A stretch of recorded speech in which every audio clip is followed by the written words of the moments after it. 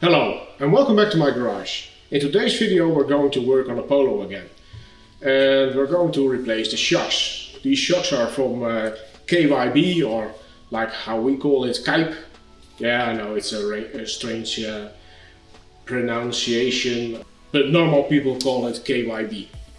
We're also going to replace the dust covers and the bump thingy.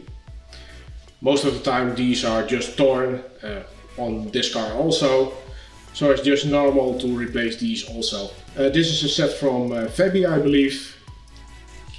Yeah, Febi. It isn't that the shocks are really worn or something, but we did replace the front shocks a while ago, and now it's time to at least do the back side.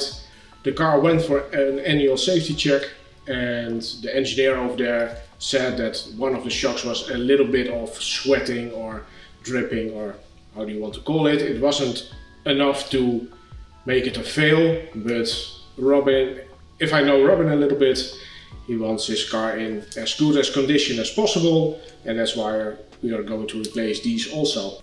And these are great, these are just great. But better than Momro's. Yeah, I'm sorry for every Momro lover out there, but I really have a bad... Something between Momro and me doesn't work. I did use Momro in the past, and most of the time, just within no time, they blow out, or some other weird stuff happens with those things. So if you like Momro, please use it. I don't want to touch those things again. I really don't like them. Well, that's enough said. Let's get going. We just have 3 bolts to remove, and 2 of them are here on the top, and 1 of them is right here below. Before you're going to remove this, be sure that you support the rear beam so that the spring is still a little bit compressed. If you don't do that, you have the chance that the spring will come out. It will not come out with a lot of force, but just be safe. We put a big stand on the center of the beam, so the full load of the car is on the springs. So I'm not worried about that. The bolts first, and then, well, then we're almost already done. It isn't that complicated. These are 16.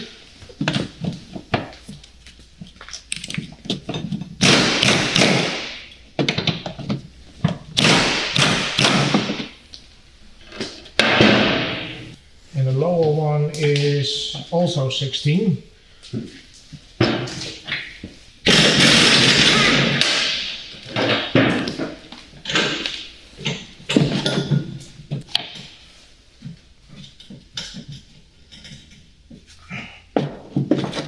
We need to transfer these aluminum pieces. There is also a bearing right in here. I didn't bother ordering one of these because personally I never found these ever going bad. But of course your mileage may vary. These are also 16.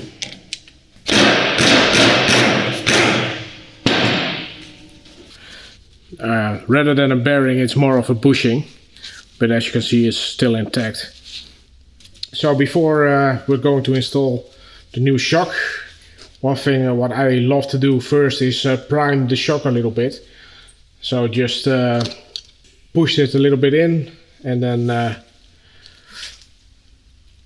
let it go.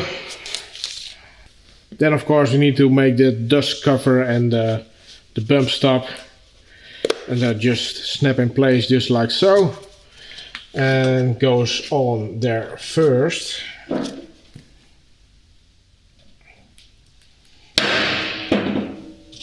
And after that, of course, the bearing. This nut came with the kit. What I want to try to avoid is spinning the shaft. So I'm just going to use a, in this case, a spanner with a vice grip, and hold it right here in place. You do have special tools for this also, but this works just fine. It's a little bit more work, but oh well. Now it isn't a 16 anymore, it's now a 17.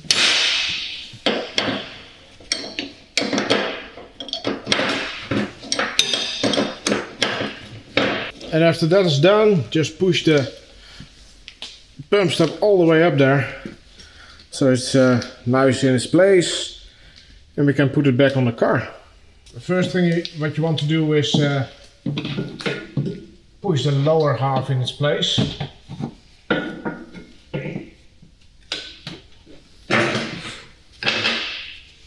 And use the bolt.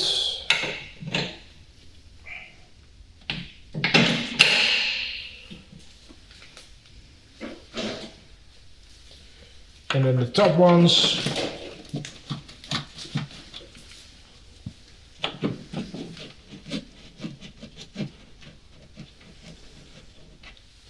And just screw everything down.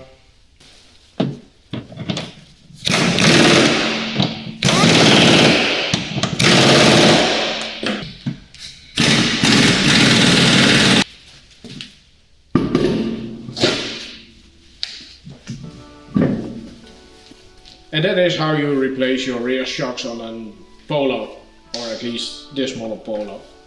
I know it's for the FABIA is the same, and for the Audi A3 is the same. For a lot of cars, or at least VAG cars, this will be the same. I will post that of course in the description below. What else do I have to tell about shocks? Well, to be honest, did they need to be replaced? I don't know. I don't think so. I think these are still some life in them. The only problem with these was that